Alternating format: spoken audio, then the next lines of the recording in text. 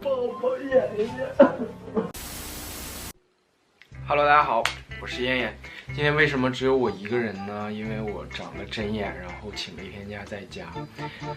大概去年的这个时候吧，我不是骨折了嘛，然后需要做手术。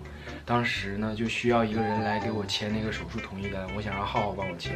然后医生看见他之后，就是臭骂了他一顿，然后就不让他签。然后进来又臭骂了我一顿，说你找了一个比你年纪还小的人来帮你签这个东西很不负责任，然后说我们两个也没有义务来签这个东西。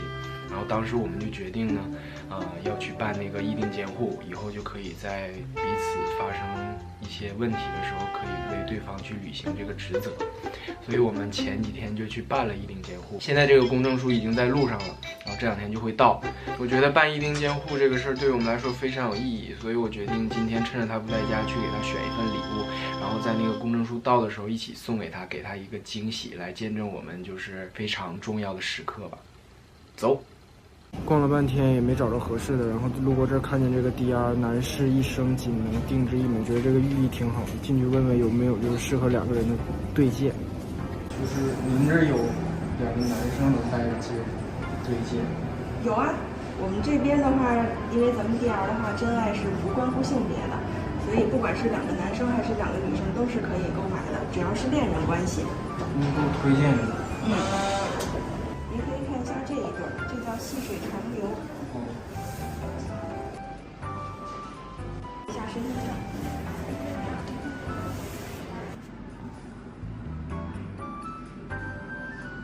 Day 2。Hello， 大家好，我是浩浩，我是妍妍。去年的时候不是燕燕就是骨折住院了嘛，然后我就没有办法给她在她的手术书上面签字。然后我们去年的时候其实就一直想要办那个议定监护，但是就是碍于我们实在没有时间，就一直没有办。然后前段时间我们就是总算把这个东西给办起来了。今天呢，我们这个议定监护的协议已经拿到手了，噔噔噔噔。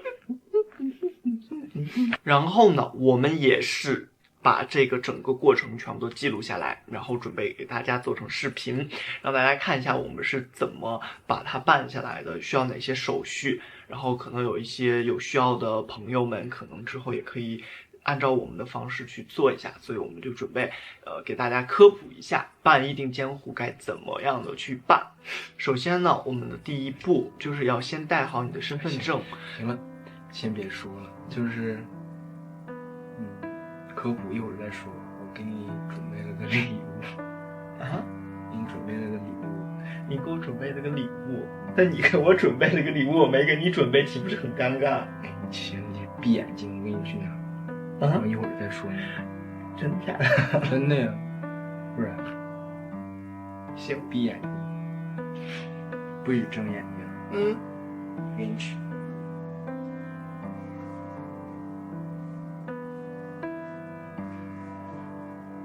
干啥呀？整这么神秘呢？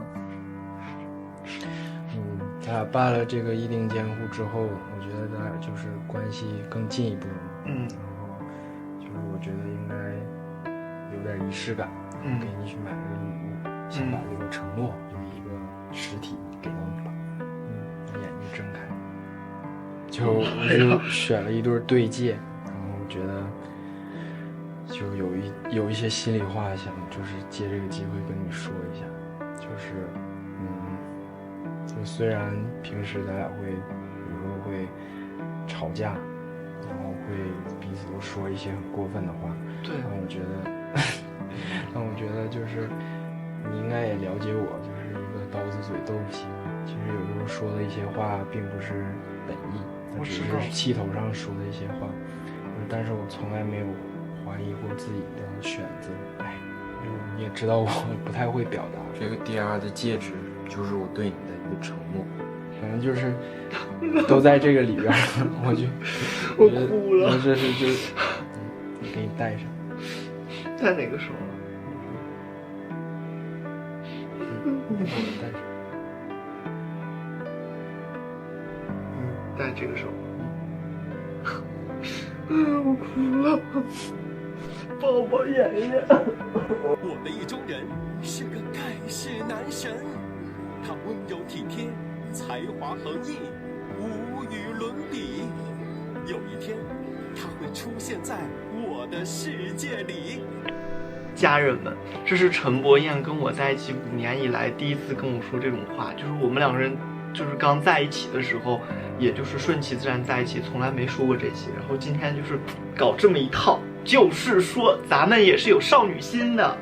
你不是有的时候经常会说一些傻话，说什么怕我消失了呀，或者是什么不要你了呀之类的话，我就特意选了这个戒指，就是它叫细水长流，就希望我们感情也能像这个寓意一样，细水长流，然后长相厮守。这个钻戒它不是一生只能送给一个人，代表了我对你唯一的承诺。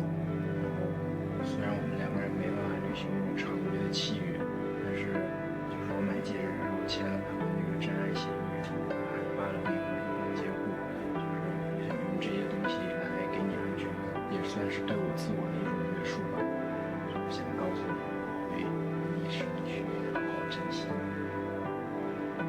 就是你能说出这些话，真的是太难得了。因为咱们2个人从刚在一起的时候到现在，就是没有这么认真的跟我表白过，然后我还觉得挺感动的。就是我觉得谈恋爱这件事对我来说，一直都是一件比较慎重的选择。包括之前大家分开的时候，我觉得那也只是一个让咱俩去成长的一个机会。然后并且告诉我们彼此，我们2个人其实才是最合适的，剩下的其实就是这份真心如何用一生去珍惜的问题了。然后我觉得我还挺有信心的，那你有没有信心呢？当然有。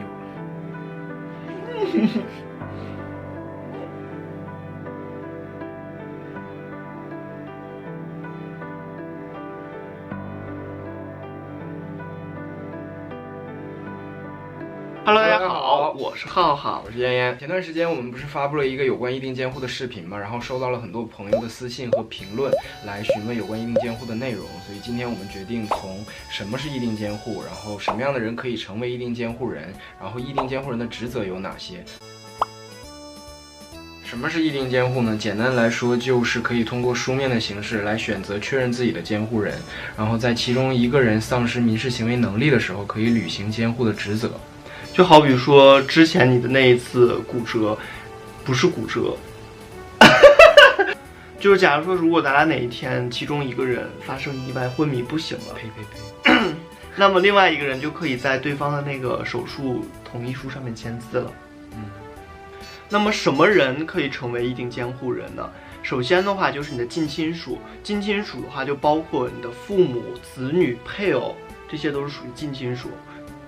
第二个的话就是除了近亲属以外的其他亲属或者是朋友，就像咱俩这样的关系，在他愿意并且具备监护条件的情况下，他也可以成为你的议定监护人。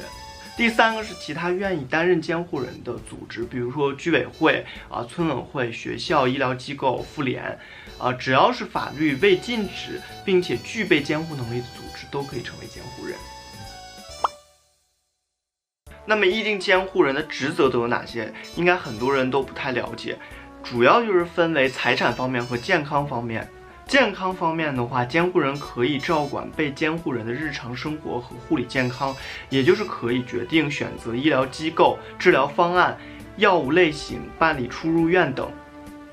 财产方面呢，监护人可以照管被监护人的财产，领取银行财产、产权凭证保管、存款、存折、保单等金融财产进行保管。那肯定很多人听到财产这块的话，可能就要问了，那监护人是不是就可以随意的去处置被监护人的财产呢？其实对议定监护人的财产行为其实还是有很大的一个限制的。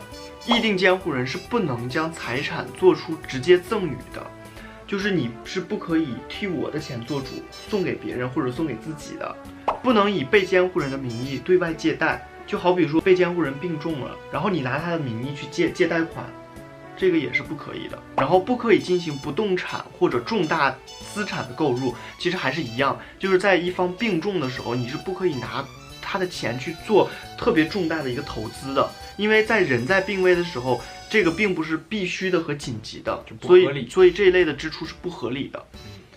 然后不能在监护期间把本人的财产变成监护人自己的财产，就是说我是没有权利把你的钱变成我的钱的。所以这些条例如果在议定监护当中的话，大家其实就不用太担心这个财产的问题了。